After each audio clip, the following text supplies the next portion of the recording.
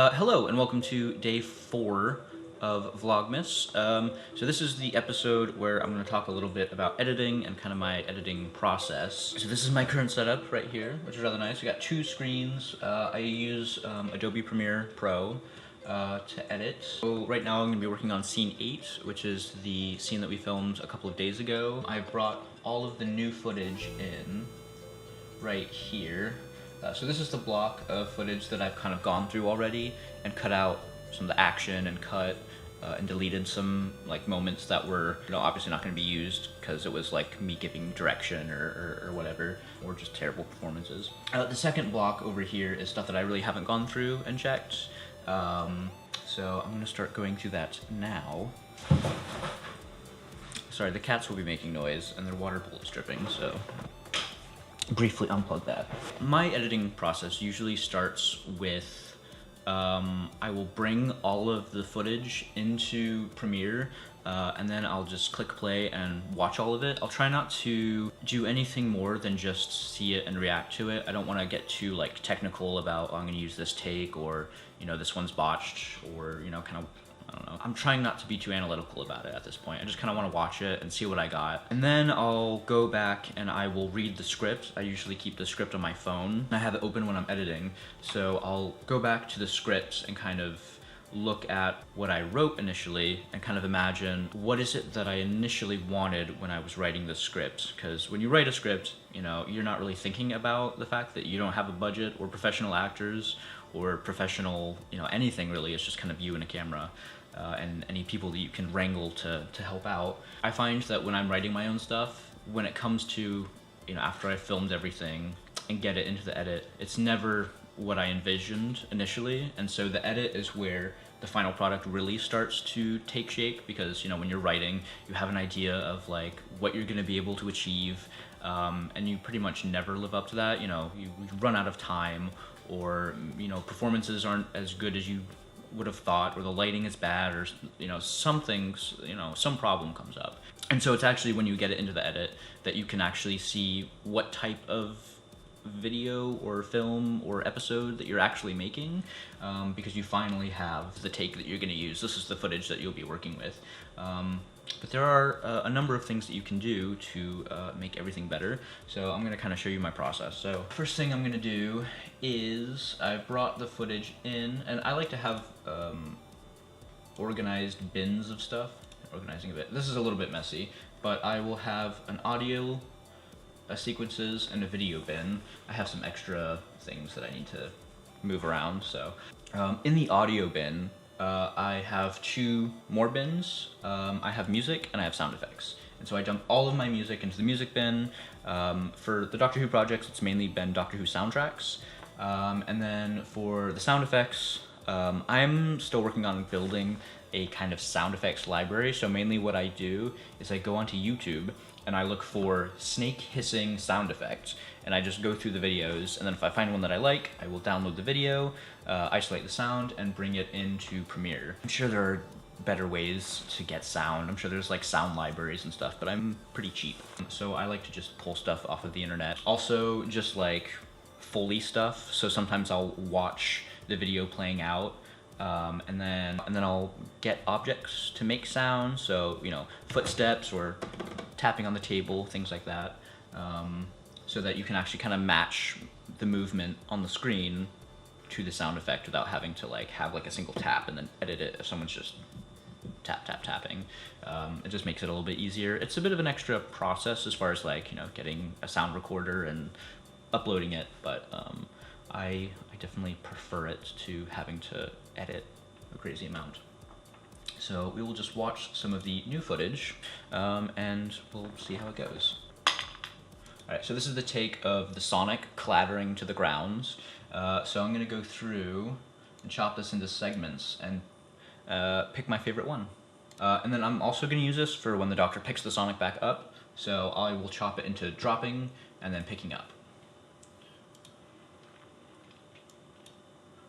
That's one. Control K to split.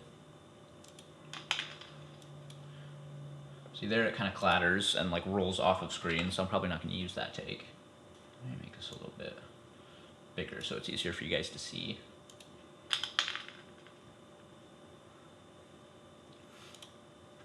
so I'm thinking I want to use the first take because the Sonic stays in frame when it falls, and I also have a shot of me picking it up from the same location, whereas the other take, it rolls out of frame. And then the last take, I didn't actually get a shot of me picking it up, so the continuity of where the Sonic is gonna match. So I think I will keep the first two, and then I will delete the others. And just kind of continue on like that for a while. So let's see what our next shot is. Like, I really don't like the lighting in the scene. I'm gonna see if I can bring it down in post. And that's another option that you have, is going into like the color panel. Basic correction. So over the top of the footage, I have an adjustment layer.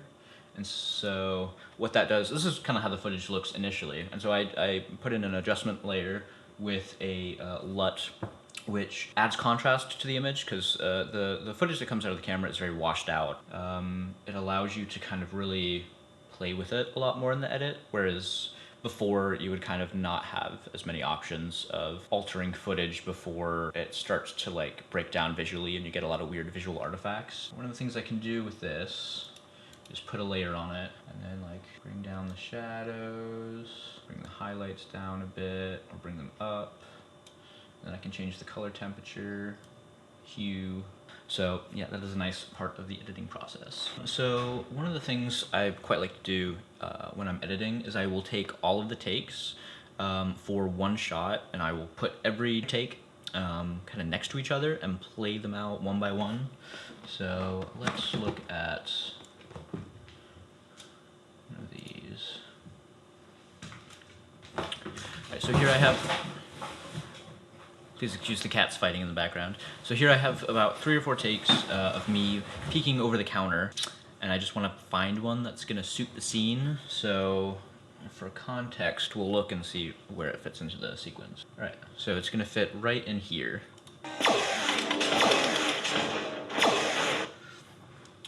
So let's see if we could find one that kind of fits. Just kind of go through them one by one.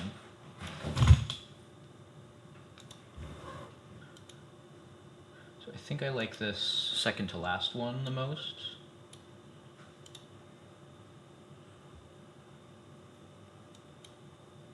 Although maybe it's the more frantic one actually, because this fits into a slightly different moment later on. I think the more chill version fits here. Hold on, let's see.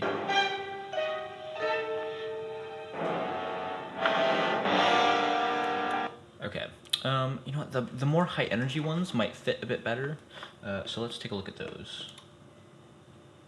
And this is also something you realize while editing. When you might have had, sorry about the traffic noises, when you might have had an intention when you were filming of like, this take needs to be, you know, more frantic, or this take needs to maybe be pulled back and a bit more calm, and then you actually get to the edit and you look at the footage and you realize that the choices you made as far as like where the energy of the scene should be at doesn't match, and then you just go in and kind of adjust and again make the best of a bad situation. So let's take a look at these takes.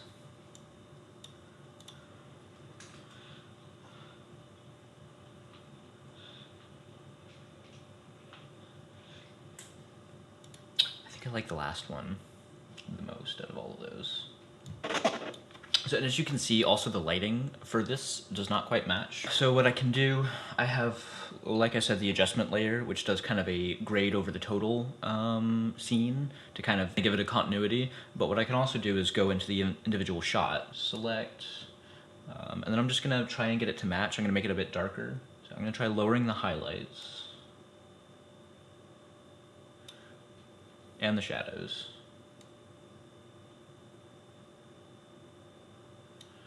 Maybe boost the highlights a bit.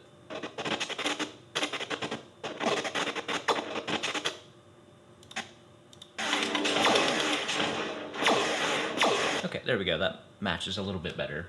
And we're just gonna keep doing this for each shot, into each sequence until we have a completed scene. So there's another thing I didn't really get into in this video, which is the sound editing, which probably takes up the majority of the time for me in my videos, is once I get the sequence edited, I'll then go in, and if there's any dialogue, what I like to do is get that first audio layer as kind of crisp and clean as I can. What I use to make the audio for like dialogue sound good is I try and get it in the -6 to -18, I think, decibel range. Maybe it's 16, so 6 to 16.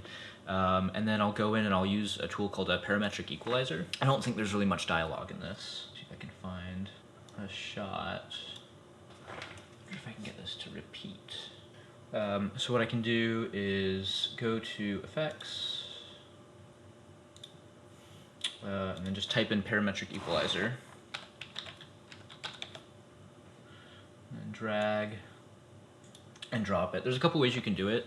I usually go into the sound panel and we'll put it over all of audio 1 and 2. So I usually like to have the first 3 audio channels for like dialogue and onset sound.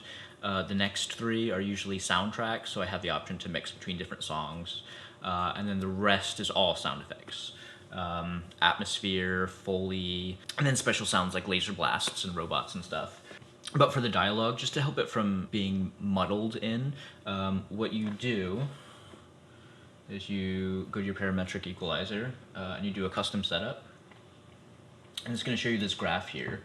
And so what you'll do is you will add a high pass and a low pass filter. And this is going to edit how many higher sounds pass through and how many lower sounds pass through.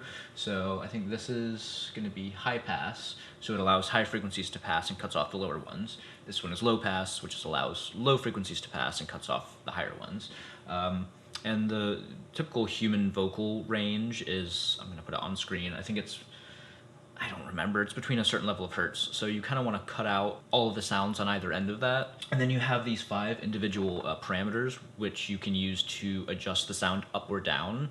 And so what you'll do is you'll play the clip, and as you're playing, you'll see the audio peaks, and you're going to raise the sound up to listen for, you know, camera whine or very unpleasant frequencies. Use this to kind of search for them, and then drag them down. And then you use, so this is number 1, you're going to want to kind of boost it to make it a bit more precise so that you're only taking out specific frequencies, and then just kind of listen to how it sounds. I'm still getting used to this. This is kind of a new thing for me. But really being able to have like crisp and kind of clear dialogue without like frequencies that you don't need. So when you start mixing stuff, you don't get a lot of like sonic mud in there. That really just helps keep the audio clean. And I think that's kind of the number 1 thing that I notice about the difference between high quality stuff and low quality stuff. Even if the video quality isn't the best, if you have really good, you know, sound design, it's gonna make your, you know, video that much better. And so sound design is something I spend a lot of time just trying to like equalize all of the audio, make sure it's crisp, it's clear, it's in the right kind of decibel range, and then using the parametric equalizer to kind of like filter out sounds that you do not want. And then just mixing it so you can hear the dialogue, but you can also, you have the music and sound effects, and you know, when one is playing loud, you kind of turn down the other and just kind of keep it crisp and clean. So it's definitely something that I'm still working on getting better. I just look up YouTube videos and stuff to try and figure this out. I think that's the thing that I'm most excited to work on, is just really honing sound design and making videos sound good. So I'm still in the early stages of it, but I'm pretty happy with the results on the last Doctor Who video, which I did, and I think this one is also going to be good. It's just, it requires a lot of time and a lot of Googling and YouTubing and watching inspirational videos of other people doing sound design really helps, because I'm not trained in this at all, so it's just a lot of trial and error and looking up videos. So, but I think it definitely makes the video better, so. All right, and there you have it. That was my brief video on editing. Hopefully you guys enjoyed that or found it sort of interesting or informative. Yeah, the edit for me is where everything starts to really come together, and I can just sit down and focus on it, and I don't have to worry about anyone else. It's just me and my project that I'm working on, so I really like that. Anyways, I have talked way too long. Thank you guys so much for watching, and I will see you next time. Goodbye!